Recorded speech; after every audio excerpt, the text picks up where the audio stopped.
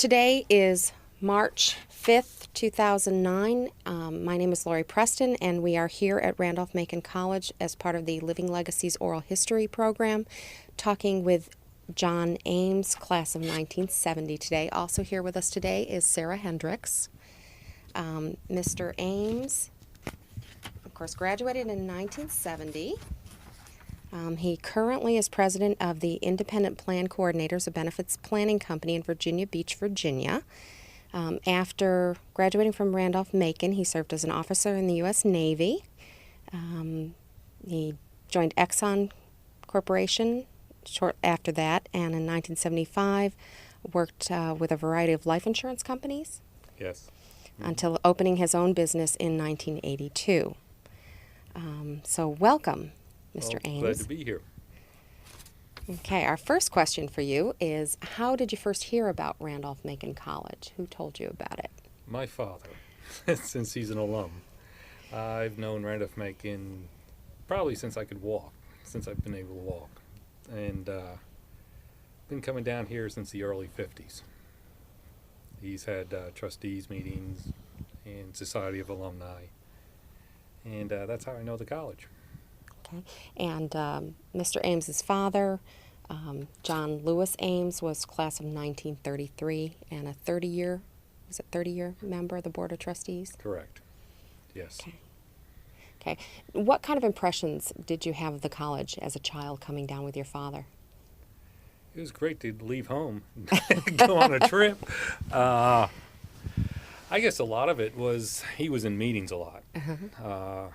So we spent time with the Morelands, Mrs. Moreland. Dr. Moreland was the president of the college at that time. And I had cousins that lived in Bon Air also at that time, so we went over there. But it was fun seeing the college students and going to the football games. And, of course, in the spring we'd see a baseball game. And it was quite interesting. Of course, at early age, you didn't really know what was going on. You just tagged along and did what you were told to do. Do you remember anything particular about things some of the students did? Anything that left an impression? I remember the freshmen wearing beanie caps. That's what I remember. That made an impression. Now, as a child, was it understood that you were going to go to Randolph-Macon, or was there some choice there? No, my father never pushed Randolph-Macon. In fact, I got accepted to a bunch of schools, and it was my decision on where I wanted to go. Okay. What made you decide on Randolph-Macon? I liked coming south. I got accepted to Bowdoin, but I didn't want to go up to Maine for 9 months of winter. And there was a long family legacy at Randolph-Macon. So decided to keep that going. Okay, now you were a psychology major. Yes. Was that something you had determined before you came to school, or? No, not at all. It's something I decided while I was in school. Okay. I liked the subject, and I liked the teachers, the professors. Okay. Can you tell us about some of the professors? Let's see. The ones that stand out, of course, is George Oliver. Had him for history. He was very good. Dr. Acey was psychology. So was Dr. McEwen. And trying to remember, physics teacher, I think, was Dr. Bischoff. I'm not quite sure if that's correct or not. I don't think so. No, I don't think that was right. Those are probably the three that made an impression upon me. Okay. And you mentioned two of those as psychology professors, certainly. Yes. Mm-hmm. Did you have a different major in mind when you came to school? Or just weren't really sure? I was thinking about history. Okay. I was thinking about going on to law school. My father was a lawyer. And, of course, everything back then is, if you wanted to, was history. For some reason, to go to law school. But, no, I decided on psychology. I liked it, and it went very well. Okay. And this is a question we always ask everyone, since you're giving scholarships for other students to be able to afford an expensive education. How did you afford the Randolph-Macon education? Did you have jobs? Did your father pay? Did you have any scholarships yourself? My father paid for school. I had scholarship my freshman year. After that, my father paid. Of course, everything's relative, but it was a lot cheaper back in the 60s than it is now. But we were fortunate enough that he could pay the tuition. Mm-hmm. Did you have any jobs while you were here at school? No. Okay. No, I only had summer jobs when I went home. Okay. Can you tell us a little about when you arrived on campus as a freshman? What kind of things did you do when you first got here? When I first got here, I was playing football, so I came down early. Okay. And it was basically playing football, and then classes started. It was acclimating yourself to class. And, of course, being away from home was different. You had to get into the study habits, which took me a while. Mm-hmm. I think it takes everybody a while. Mm-hmm. But it's basically going to class. We had classes 6 days a week. In the 70s? The 60s, Or late 60s. Late 60s, right? Yes. Wow. We had Saturday classes. Okay. Saturday morning classes. And so it took a while to get in the swing of things, but you decided to, and you made friends with the kids on the dorm. And you'd go do things. You played basketball if you did, or as a freshman you met with the different fraternities to see Mm-hmm. who was going to rush. And but most of the time you just try to get acclimated to a different way of life. Okay, and which dormitory did you live in? Thomas Branch when I first got here. Okay. Yeah. All the freshmen were in Thomas Branch. What was Thomas Branch like at the time? Loud. Old. Yes, yes, well before the renovation. Yes, in need of paint. Water stained. Mm-hmm. Mm-hmm. Okay, not what you expected, or? Well, of course, I had seen the school ever since I was little, so I sort of knew what to expect as far as facilities. Mm-hmm. Now, were you actually able to study in your room much, or did you go to the library or somewhere else? I mostly studied in my room. Mm-hmm. So it was either quiet enough or you could block out the It- noise? Yeah. Mm-hmm. I was in a corner room, so I was away from the stairs. Okay. Okay. Now, do you recall who your roommates were over time? My freshman year, I didn't have a roommate. Oh. I was by myself. Andy Gray was across the hall. And Akers was down the hall. McClure was also on the hall. It was a good group of people. Okay. Now, other than football, which you've mentioned, what other activities were you in? I know you actually did pledge to a fraternity. Yes, pledged SAE, which they got the charter, I guess it was the end of my freshman year, from Phi Alpha to SAE. Pledged them my sophomore year. Mm-hmm. That's because grades weren't so hot in my freshman year. Okay. But I came back and made Dean's List sophomore. Mm-hmm. So I also ran track. Mm-hmm. And those were two. I didn't play football after my freshman year. And I ran track. Mm-hmm. And concentrated on getting my grades up. Mm-hmm. Always important. Mm-hmm. Now, did you ever live in the fraternity house? No, I did not. Okay, After so you that, lived in I lived in dormitories? motel dorms. Okay. Okay. And what were they like at the time? A lot better than Thomas Branch. They were nice. They were fun. Mm-hmm. Okay. Yeah, we actually have, the only picture we have of you here in the yearbook for 1970 is with the fraternity. Mm-hmm. And you're all hanging on the roof of the fraternity house. Yes. Most of you. And we hadn't even been partying. Yeah. Yeah, the fraternity would definitely have a problem with that these days. Yes. Mm-hmm. But we do have, of course, some pictures from the other years. Can you tell us a little bit about what you guys did in the fraternity? You know, the stuff that's not the secret pledge stuff that you can't tell us. Mostly during the day. I wasn't at the fraternity. In the evening, just like there are today, there'd be card games, be studying. If we had tests coming up, different people. on the weekends, since we had the large side yard, we played football or frisbee. A lot back then, a lot of students left campus on the weekends, unless there was a party weekend going on.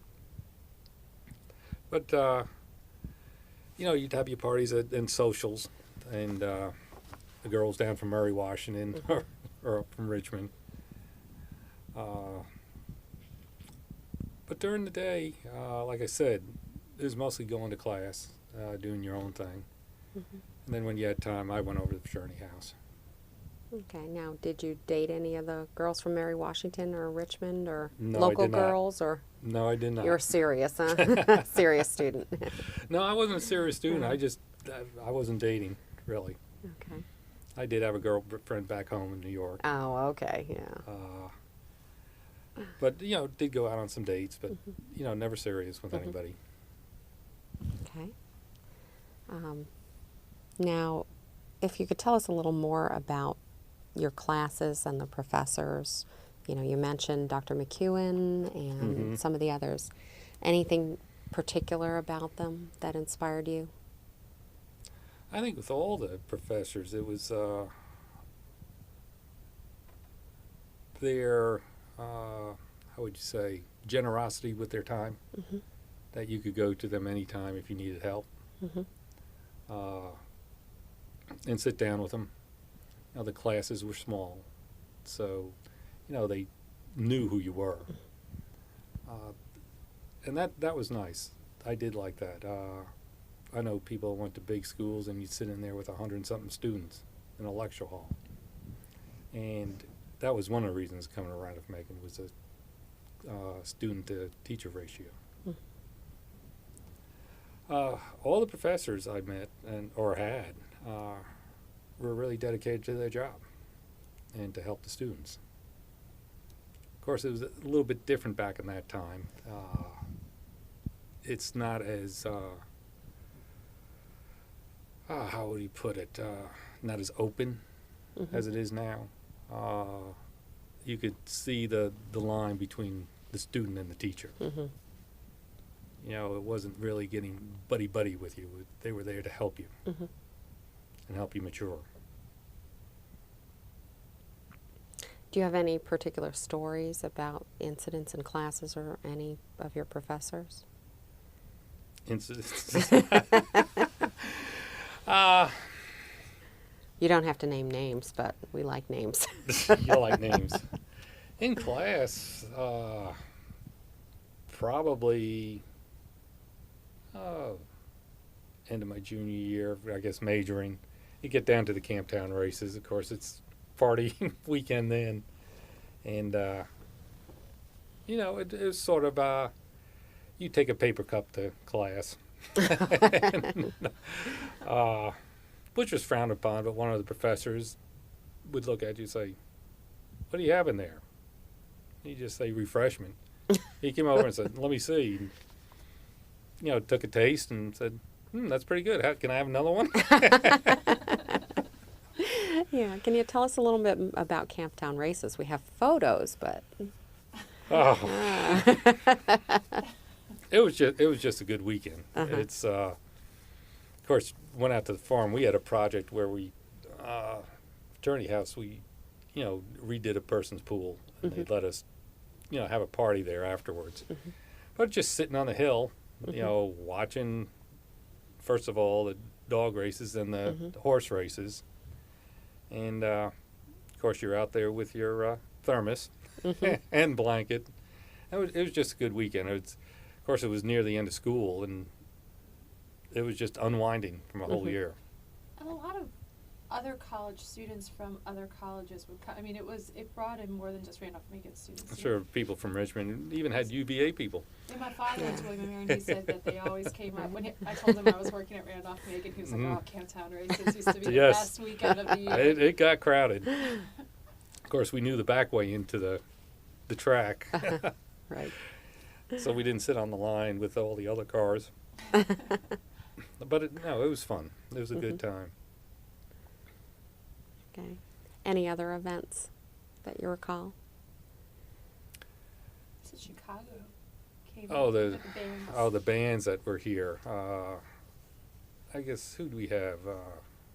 Well, back then was Dionne Warwick. Dionne Warwick came to Randolph. Came to Randolph-Macon? Yeah, Really? Little Anthony and the Imperials. Okay. And Chicago did come. Wow. They were known as Chicago Transit Authority Uh-huh. at that time. I remember. CTA. I remember. Then they changed their name. That was when they were just starting out. Or had been in about a year, I guess. And that was very interesting. That concert was in the gym Hard to imagine. in Crenshaw. Yeah, they set one end of the stage up. Wow. And Was it a big crowd? Was it just pretty much Randolph-Macon students, or was it a big draw it was outside? pretty much Randolph-Macon students. Okay. Wow. So, I have a question about teachers and administrators as well. Were there people who had taught your father or who had worked here for your father who were still here when you got here? I mean, were there? No. They were all gone. So I know that there was Right. it was in the 50s where most of the old people. Mm-hmm. There was a School big expanded. shift. And there was a wide gap between one of my father. Of course, my father was here when he was. Oh, let's see. First came here, I'd be 29, so I guess he was 17 years old when he came to school. And was he from New York as well? Yes, he grew up in Lynbrook, but he was first raised on the eastern shore of Virginia, in Painter. He was born down in Virginia. So that's how he ended up back in Virginia. for He's school. always liked Virginia. And I think I was the only kid growing up that knew what grits were on Long Island. Probably. On the and- other hand, the that kids and down here fish didn't know roe. what a bagel was, so. Tidewater fish roe.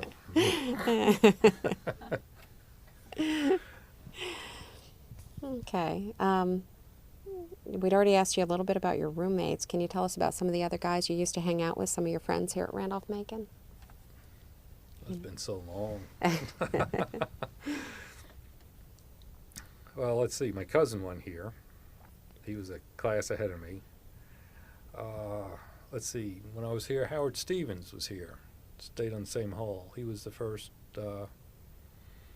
African American to come to school.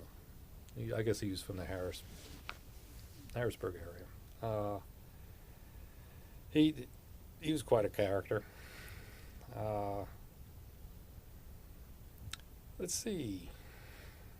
If you want, Would I you, don't know. okay, we'll go ahead and start again. All right, I guess we were talking about students. One comes to mind is Bruce Atkins. I remember Bruce, especially upon graduation. Of course, I was going to head back to OCS, and Bruce had gotten, I guess, he was in the Marines. And graduation ceremony, he was in his uniform. And of course, he was standing right behind me, and everybody else had cap and gown. Bruce had his dress whites on. So that was a little different. I guess Bill Murray I played football with. I understand he's up in the D.C. area, worked with the government. I guess I saw him probably about 10 years ago when we had a reunion. Andy Gray, who I knew, during school, I know he's down in Florida now, but I've rarely had contact with very many of the people that I went to school with. Bruce is probably the most since we were on the Board of Associates together, and we've kept in touch. Professors, looking through. John Longacre, I guess my last class was the, back then they called it colloquy, the January term. That was just in its second year, and I finished up school a semester early. And that last course, we went to Mexico City. Wow. So that was a lot of fun. And he was the one that chaperoned us. And learned a lot about the Mexican art and seen where the Olympics were down there. But we had a couple of days, and a whole bunch of us took a bus to Acapulco from Mexico City. And there are quite a few of us that had imbibed a bit before boarding the bus. Not typical students, no. No, not at all. And Bugs? all I could remember is the bus driver was there. It was at night. And I guess you'd call her a hostess or whatever on the bus. And she just talked all night long. And I think it was to keep the bus driver awake. Good thing. So there was, I guess there was a bunch of us on the way back. To get back, we pooled money and flew back because we weren't going to ride the bus. You didn't want to listen to her again. Didn't want that trip. Of course, Paul Webb had him for phys ed, but I've seen him at several occasions because he's down in Norfolk area. And I see him, and I remember him from when in school. He lived in one of the old houses along Henry Street, where the Estes Dining Hall is now. Those are all little houses there. A.E. Pi had its fraternity there. I think Hugh Stevens lived in one, and Paul Webb lived in a house. Then I guess the Stevens moved over to across from the English building, one of the brick homes over there. Okay. They knew. And I guess there was a family there, the Majets, that we used to stay with too when we came down as a kid. Let's see, who else?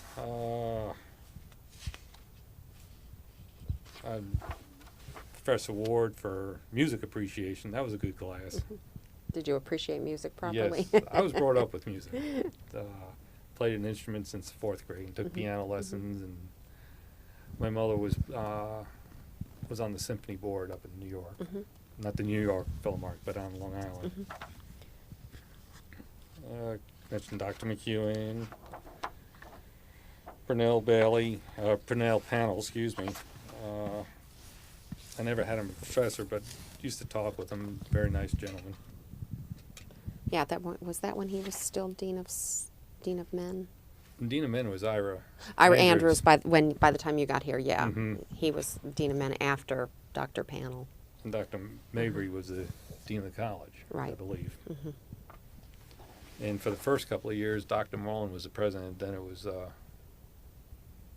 Luther. Luther White. Luther White became president. Did you see much transition between Dr. Moreland's presidency and Luther White's as a student? No, not really. It could have been on the administrative side. That most of it. I know from a young age that my father and Willis Lipscomb, who was the chair of the board, of course he was vice president of Pan Am, and both of them being businessmen, they always said we need more businessmen on the board in order to raise money versus the ministers. So they were always pushing for businessmen to be on there. Well, that's certainly another thing during your college years was that the college came very close to closing because of financial problems. As students, were you aware of how dire the situation was No, at the college? not at all. Well, that's good. That's good. Actually. My father didn't even tell me until afterwards. That's good that the students didn't know, I think. Hey, did your father tell you? I mean, he must have participated to some extent in the selection of Luther White. I mean, it's Mhm. the board. Were you aware of the ins and outs? And No, no, not at just all. Blissfully unaware. Yeah, I didn't want to know that stuff. What went on behind the scenes. Right. Do you think people knew that you were the son of a trustee? Yes. I don't know if anybody, close friends and classmates did, because they'd see him at least twice a year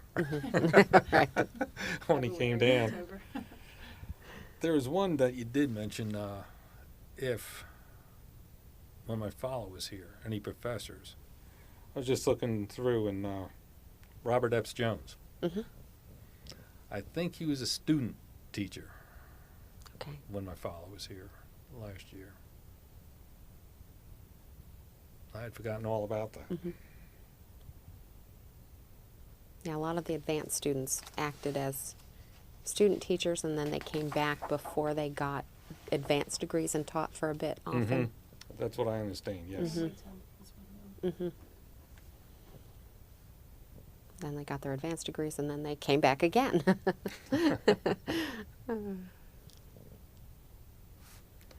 And the other one I did was Roddy Jones, I knew, because he was Okay. director of alumni back then. So I'd known him before I came to school. Okay. Now, any other professor stories or any incidents you recall happening as a student? Certainly the late 60s on college campuses, there was huge transition time. Yes, we had How much of that happened here? There were quite a few students. I went, probably a handful of students that went up to Woodstock from here. A couple of my fraternity brothers Really? that went to Woodstock. I wasn't paying any attention to that. Because I guess from the end of my junior year, I went to half of OCS with the Navy up in Newport. It's what they called the ROC program. And then came back to school. And then when I finished my senior year, I went back and finished the last part of OCS and then went on active duty. So it was concentrate keeping the grades up, get back. And of course I finished up early by a semester. Okay. I guess some of the pranks, you'd move students' rooms out into the parking lot. We haven't heard that one yet. Did that with my roommate. Oh, no. Happened to be my cousin. Oh, no. Tommy had a way about him. And super individual. But he'd take the road trip up to Mary Washington. And he had a certain knack of teeing people off once in a while. And we just decided to move his part of the room out into the parking lot. No. Outside of the dorm. And we actually ran extension cords, put his light up on the desk. And of course, we knew about what time he was going to be back, and all of us were just quiet. And he did mention to me that he came around, pulled around to the parking lot. He started laughing. He said, somebody got nailed. Then he discovered it was his. He came in the end of that motel dorm and just pounded on every door. Like, wake up, wake up. He got to our room. He's going, Ames, I know you did this. That was good. What was the other one when we were here? Oh, he wanted a television. So we went down to Goodwill and bought a television like for about $10. And I guess it's 68. The election year. And of course the television was in our room. You had the bunk beds, and we had a bunch of the football players on the dorm. And we were all interested in seeing what was going on in the election. So we got that television on. It was old black and white. And Tommy had like I said, the knack of just doing what he did. And he had the top bunk. And he made the statement saying, I don't want anybody up on my bunk. That was it. Everybody just piled up there. And what was it? One time I think Tommy got picked on a lot. We took his mattress off but made the bed up.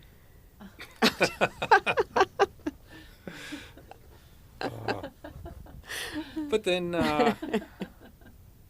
I guess one night we did take everybody's car, because people leave their cars open. They wouldn't lock cars.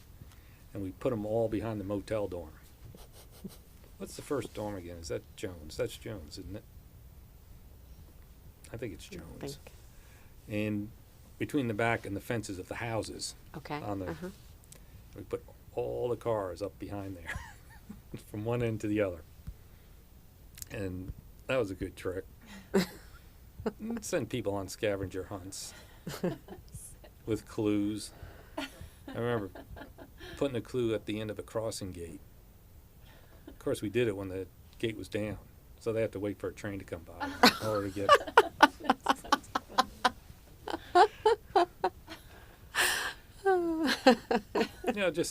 just gags, It wasn't a co-ed school back then, so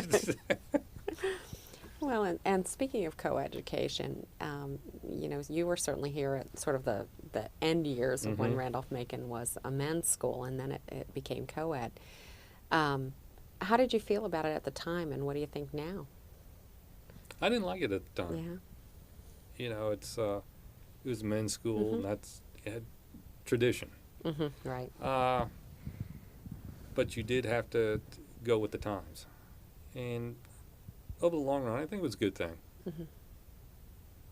Well, certainly the information we have up in archives was it was a purely financial decision in the end that the school had to accept women or probably close. And certainly some alums have said over time that at the time they thought it would be better to close, but most have actually said, well, yeah. Well, Randolph-Macon Women's College just went through the same thing. Exactly. And 10 years down the line, their alums will probably be like, well, yeah, it's okay. And I think the Randolph College men's basketball team beat Hampton-Sydney, which I think is Oh, Hampton-Sydney's still holding out, aren't they? they are. Now, some people have said they wished girls were here when they were here. Yeah.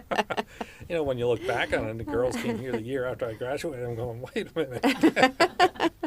Didn't have to burn all the gas going up the road. Right. Okay. Can you think of any other changes to the school in the time that you were here?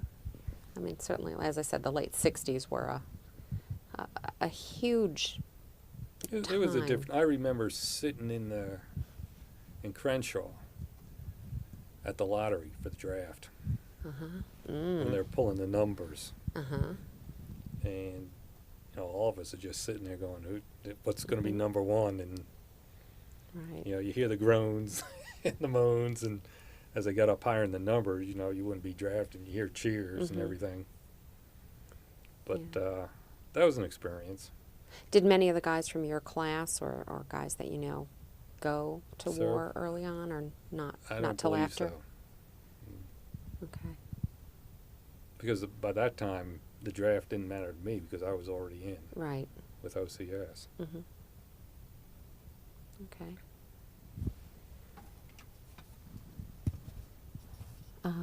Now you mentioned you became a psychology major. Do you remember who your advisor was? It was Dr. McEwen. Okay. But a lot of us leaned on Dr. Acey because he was younger. Okay. But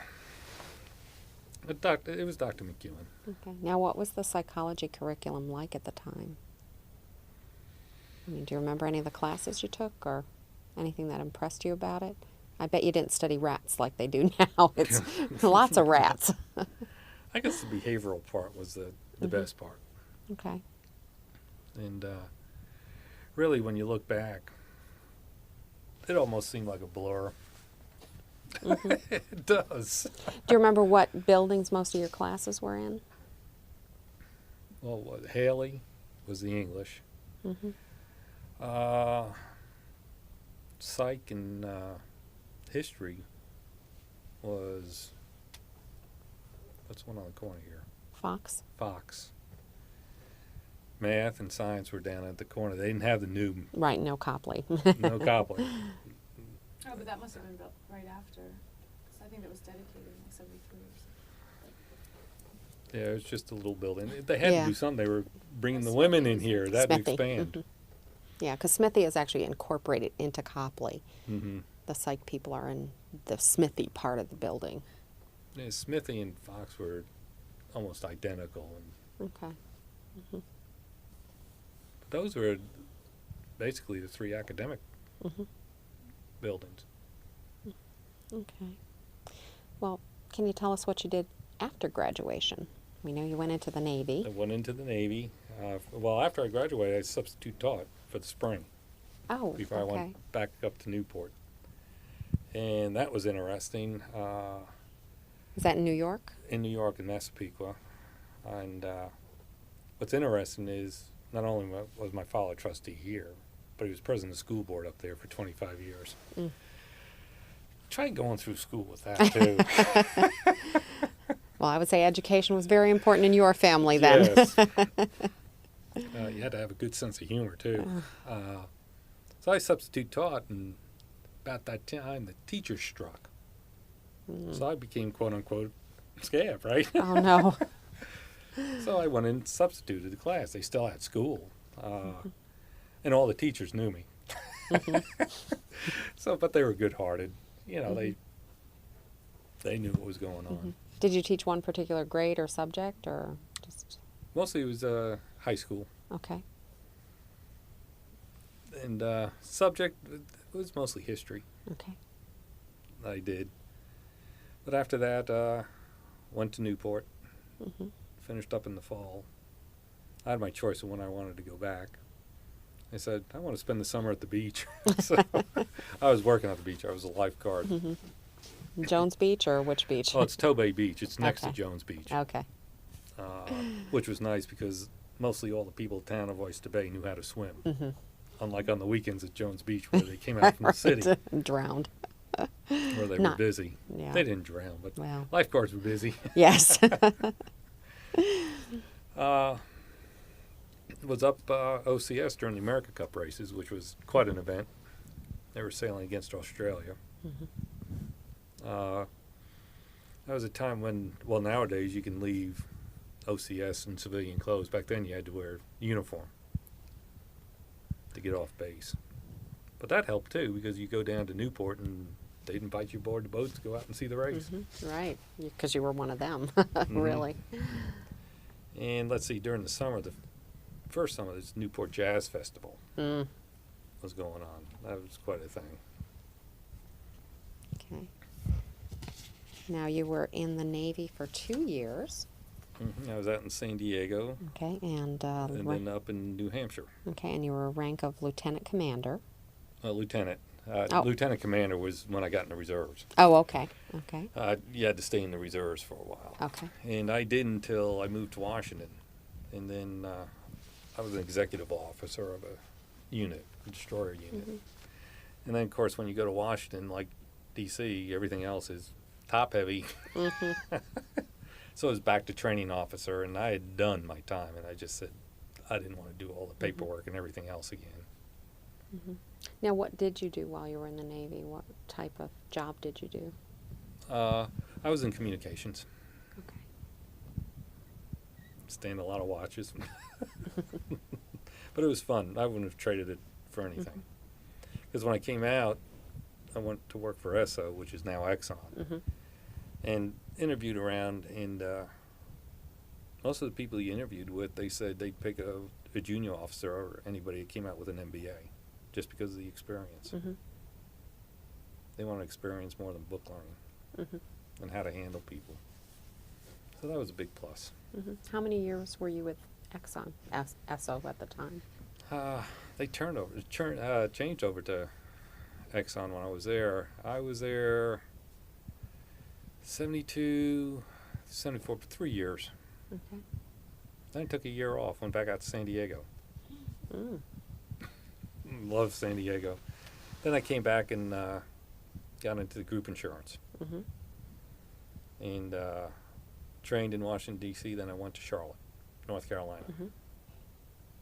And then I got hunted down by another company, Great West.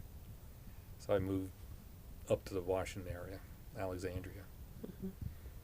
I handled that area and handled the Richmond office.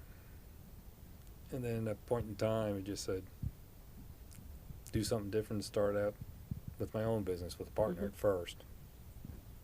And actually on deferred compensation, which for counties and cities, that type of thing. And went into the 401k business. And probably 2.5 years later, we parted ways. He took what we call the 457 business, and I stayed with the 401k and developed a product for associations, an IRA and a deferred annuity product that we solicited, and concentrate on small employers in the 401k. Put together a package that you have what they call iShares, investor shares. In order to get into it, you'd have to have a minimum of $5 million. Well, it's all pooled, so small businesses can take advantage of what big companies have. So that's what we concentrate on. Okay, and along the way, you acquired a wife and 3 children. Yes, indeed. Down in North Carolina. I met her in North Carolina and moved up to Washington. And she said I never proposed to her. The wedding just happened. It just happened. I said, come on up and let's look for houses. And I guess now we've been married, 30 and a half years. And have 7 grandchildren, which is fun. And in fact, tonight with Speaker Gingrich coming, my oldest grandson's coming. He's going to watch him. He's 14. Good. So. He's probably going to remember that his whole life. Oh, yeah. Yeah. He's a very good student. Plus, I want to take a look at Randolph-Macon. We're happy about that, too. Yes, then. he's in the National Junior Honor Society. He dives. He was in gymnastics. Now he dives. A little bit less stressful on his joints. But very dedicated. But he's looking forward to it. Well, good. We're happy to have him coming. Now, you've certainly spent many years engaged with the college after graduation. How did you stay in contact with the college right after graduation? When did you sort of reconnect? Or Right after graduation, I must admit, I really didn't. I knew what was going on because of my father. I guess he didn't. His last year was 83, I guess, as trustee. And that's when he retired from work. He was 70 and moved down to the northern neck of Virginia. So I knew what was sort of happening with the school, didn't pay much attention. Then I got involved with donating, and then they had me here for career night a couple of times. I was living in Washington. And I was asked to serve on the Board of Associates. which you did for a number of years. 9 years. I did. And then after that, it was the President's Society. I forget how long I've been on that. It's been a while. And in between, I guess it's after my father passed away, when he was leaving money to the college. And I just thought it'd be a good idea to pool things and have a scholarship.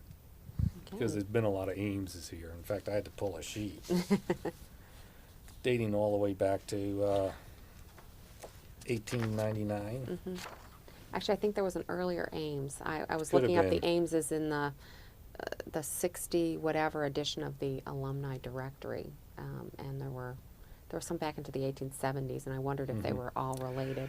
I don't think the 18th. There's some in Norfolk. Okay. Ames's, and the one from the Eastern Shore. I know one of the family members was a chaplain here, but it wasn't an Ames. I don't think it was a okay. Betty. It's on over by the bench, Okay. by the old chapel. Okay. My mind just went. That's Judy what would probably know if she were here. She's our Yeah, archivist.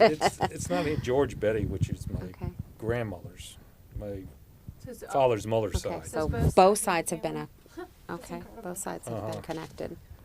And my father's father went here for only 2 years. Then he went up to Cornell. He's a civil engineer. I never knew him. He passed away before I was born. Of course, my father. And there was uncles that went here. And you mentioned a cousin who was here with Yes. you. Yes. Tommy. Is his last name Ames? No, Sheehan. Sheehan. His middle name's Ames. Okay. I see it. I My imagine it could my be, father's so sister. called you Ames, but Well, you briefly talked now about how you decided to create a scholarship. Can you talk a little bit more about your inspiration and, why you specified, the details of the scholarship for upperclassmen? Well, it was an opportune time. Plus, I guess Estes was, matching. Brown, Frank Brown. Frank Brown, excuse me. Right, the brown matching I grants. passed a Estes truck on the way up, and it just stuck with me. And Estes does like challenge. Yeah, he Yeah. does the He'd challenge. always have Frank matches, Brown. So you're not far Pardon off, me, but- yes. And I just thought it'd be a good time Mhm. to do it. And as far as deciding on what the criteria would be, I know as a freshman, especially a male, your head's not really into school. They should probably start college at 20. You know, well, you look over in Europe, a lot of them got to go in the service first before they go to Mhm. school, college. And I really wanted somebody that wanted to know what they'd want to do. And the idea was behind it to put enough money in so that at a certain point in time, a rising junior would get it. And going into their senior year, if they qualified again, they would receive it again. Mhm. At the same time, another rising Mhm. junior would get it. So there'd be two students always Mhm. getting it. Okay, and let's see, you established that in 2005, and it's named the Ames Scholarship. It should be the Ames Families. It is Ames Ah. Family. It is Ames Families. It's Okay. the Ames Family Ames Family Scholarship. Scholarship. Mhm. That's wrong. So in addition to honoring your father, it's honoring everyone in the Yes, family. the family that. Your long connection to Randolph-Macon. Right. Mm-hmm. Okay, well, that's really the full amount of questions specifically that we had. Did you have anything to follow up on, Sarah? Anything more? Did you have any other things you'd like to tell us about what's Randolph-Macon has meant to you in your life? It's probably meant more as I've gotten older than right after I graduated. Mhm. You know, right after I graduated, you know, was off to see the world, so to speak, with the Navy. And so I never really thought about school afterwards until actually when I did move back to the D.C. area. You know, I did give Mhm. money, you know, prior to that. But getting involved, I guess, just the locality where I was in the school, proximity, that it made it easier. I'm a type of person, I hate to do things, you know, by phone or whatever. Mhm. You know, that's happening now when I'm traveling back and forth. But I like being here and seeing what's going on. Also, speak my mind. I know at one point when I was on the Board of Associates, Ed Lilly, Dr. Lilly, we were on the counseling committee, and I guess it's just here on a year when he got selected to be on the trustees, and I took over his chair, and I sort of changed the emphasis from counseling, so you know that, to career Mhm. in counseling, what you want to do as you get out. Mhm. You know, versus, well, a person might have a problem. Mhm. And I just wanted to change the focus, so that's what we did on that committee Mhm. for the next 8 years. That was a good experience. But like I said, right after college, my mind was on other things. You know, school was over. Mhm. It's, you Right. know, it's back behind me. Mhm. And but now, like I said, I think more people get more involved as they mature in life. Mhm. Okay. If you had to summarize your Randolph-Macon days in a few words, what would you say about them if you had to kind of just describe it a little bit? Informative, very helpful. Mhm. As far as maturing, Mhm. you know, the guidance of where you want to take yourself. Mhm. You know, the experience of being away from home and having other influences around you was very helpful. I would not trade a small school education for anything else. Mm-hmm. I did have offers and scholarships for big schools. Mm-hmm. But there, you just literally, unless you stand out in football or something else, you're just a number. And, probably the best for me was being a small school and having that individual experience with the professor and probably knowing more students back then. Mm-hmm. Not only that was in your dorm where you were, but lower classmen. Mm-hmm. And like I said, in a larger school, if you played athletics, you're in an athletic dorm. Mm-hmm.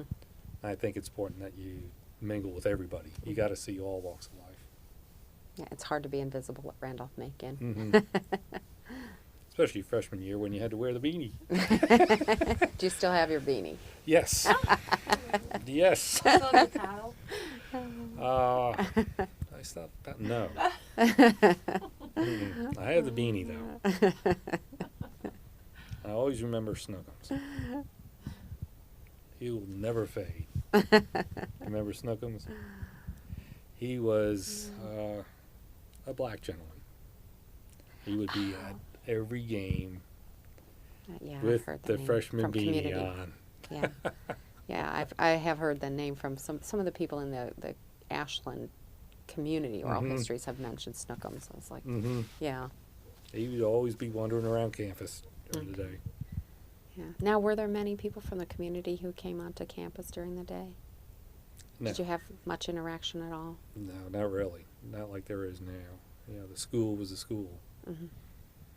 No, I think the Ashland Theater was still open at that time, Mm-hmm. so you could at least go to movies in Yes. town. Yes. Mm-hmm. And did you guys? I think I went to one. That Oh, was okay. it. Not a movie fanatic, huh? Yeah, when we wanted to go out to eat, we went to the truck stop on the corner, or down to Speed and Briscoe, which is the other truck stop. Okay. Exit down, but they were on Route 1 then. Then Mhm. they moved over to the interstate. Then there was Ma's down the road, which is an old house. 2 guys and a curtain to go have a hamburger. That was about it. Okay. Well, speaking of food, how was the dormitory food? How was the campus food? Everybody complained about it, but you had mystery meat at every school. Yeah, exactly, yeah. I think it's a USDA food group. Yes. Overall, I don't think it's changed. You have more choice now. Right. You have this salad bar over here or something else, and now you just went through the line. You got what it was. Okay. Well, unless you have anything else you'd like to share with us. I have a question, speaking of the cafeteria in Ashland, a town folk. Lester Jackson, did he work here when you Mhm. were? Yes, Lester. I knew him before I came here Oh, yeah, of course. Mm-hmm. with my father. Lester was probably one of the best athletes my father said around. Hmm. I think he was a heck of a baseball player. He might have played in the Negro League for a time. Mm-hmm. But Lester was a outstanding individual. In fact, his wife used to do my laundry. Take it down there and pay her to do the laundry. And always liked Lester. Mm-hmm. And speaking of laundry, did a lot of the students have somebody do their laundry for them, or take it home, or? Probably took it home. Okay, because A lot of we them. we heard from students in the 30s who literally put it on the mail train and sent it home to their mothers. so they still took it home.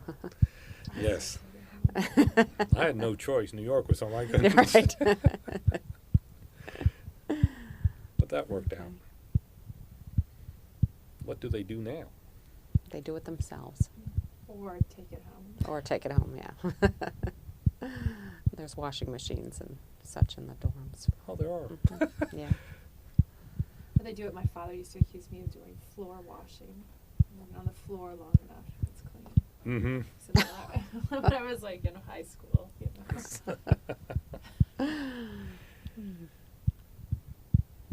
Just buy dry clean only, right? Then you don't have to wash it. I think there was a laundromat around when we were here. I'm trying to remember. There too much.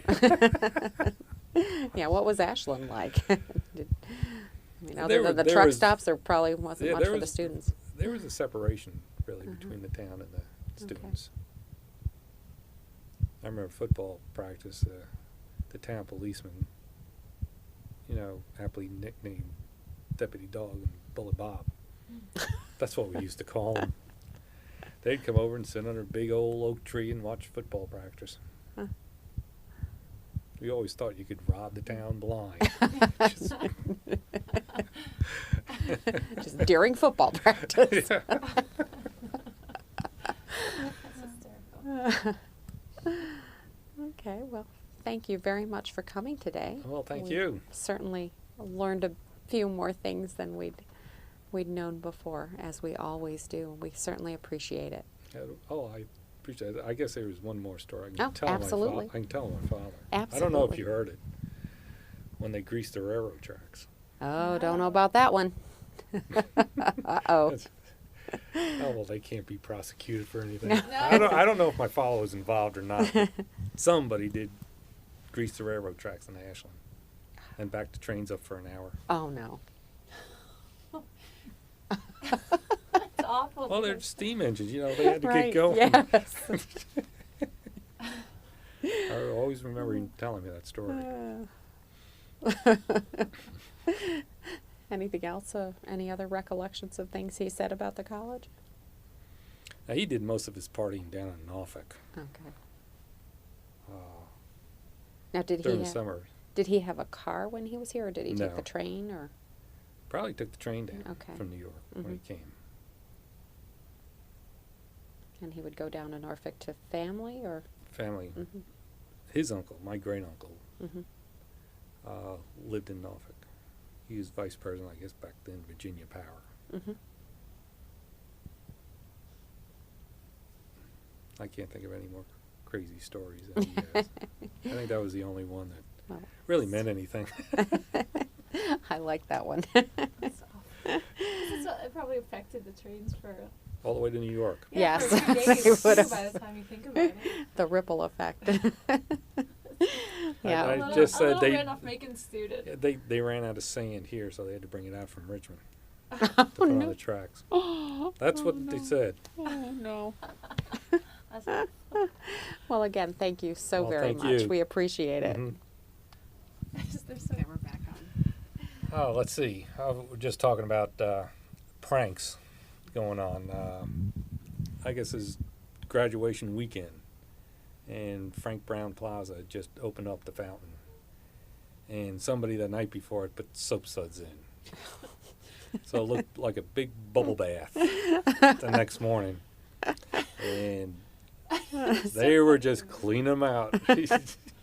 But the fountain was back to normal when graduation exercise occurred. Well, even today, we have golf carts rented for Speaker Gingrich, to Mhm. shuttle him around various places. And then we have part of the very sort of choreographed schedule for Speaker Gingrich includes knowing where the golf carts are at every moment, because students have such a capacity to ride off in them and do various things. They've never damaged them, but they have been lost for days and found in the most ridiculous places. It's the secret life of golf carts on the Randolph-Macon campus. Indeed. Yeah. Student pranks. Students will try just about anything. That's what keeps it interesting. Yes. When we're Old that ideas. Yeah, when we're that young, we're not afraid. No. What could possibly go wrong? Yeah, and your yearbook photo with your fraternity, everybody standing around on all the roofs of the house, and And I we were mean, sober. everybody would be appalled by that. That actually, you guys would get expelled at this point if you tried that. Did you sunbathe on the roofs or hang out on the roofs otherwise, or was it just a No. really good photo op? It was a good photo op. Indeed. Now, are you one on the roof or on the porch? Do I you don't remember. Oh. I got it here, I think. Or is it the year before? Yeah.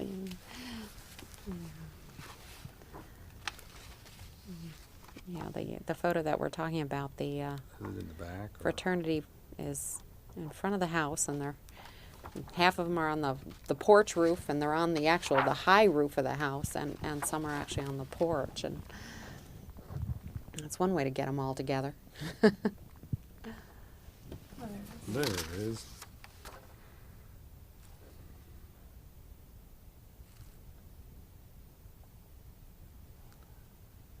All depends when this was taken. Yeah, you're listed there, but that may not necessarily That may correlate with the not pictures. be, yeah. I don't know if I was there or not. It was a very creative shot. Mm-hmm. I don't think I was there. Yeah, I looked at it, but they're so distant it was hard to Mm-hmm. to identify.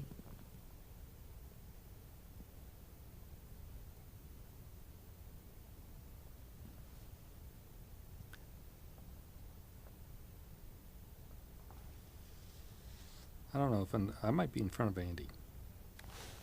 In there. No, you are on the roof. Way up on the roof, the tall roof.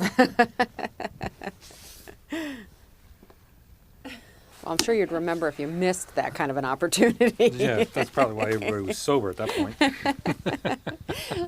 Well, thank you again. Thank We you do again. appreciate Mhm. it.